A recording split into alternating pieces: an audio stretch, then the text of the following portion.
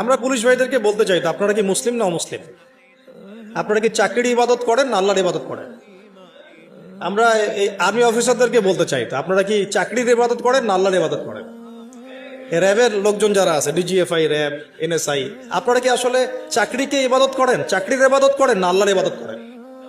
যদি আল্লাহর ইবাদত করেন তাহলে সাতেমে রসুলদের পক্ষে তো আপনার দাঁড়ানোর কোনো প্রশ্নই ওঠে না, আপনি ওখানে ডিউটি দেওয়ার তো প্রশ্নই ওঠে না।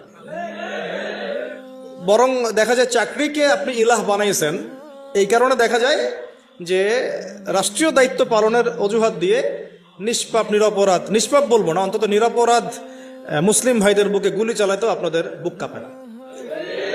তার মানে আপনার আল্লাহর ইবাদত এখনো করেন না, আপনারা করেন মূলত চাকরির ইবাদত। চাকরিটাকে আপনি ইবাদত বানাইছেন, ইলাহ বানাইছেন। কথা তো বাস্তব। শাপলা চত্বরে ঘটনা, গুলি করা হয়েছে কি হয় নাই?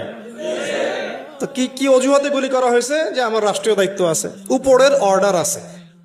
কি আছে? তো উপরের অর্ডারের উপরেও যে আল্লাহ আছেন সেটা আপনার মাথায় থাকে না? উপরে যে অর্ডার দিচ্ছে যিনি, তার উপরেও যে আল্লাহর অর্ডার আছে সেটা মাথায় থাকে না আপনার? তার মানে আপনি কি আরশের মালিকের ইবাদত করেন না, বরং আপনি উপরের মালিকদের ইবাদত করেন।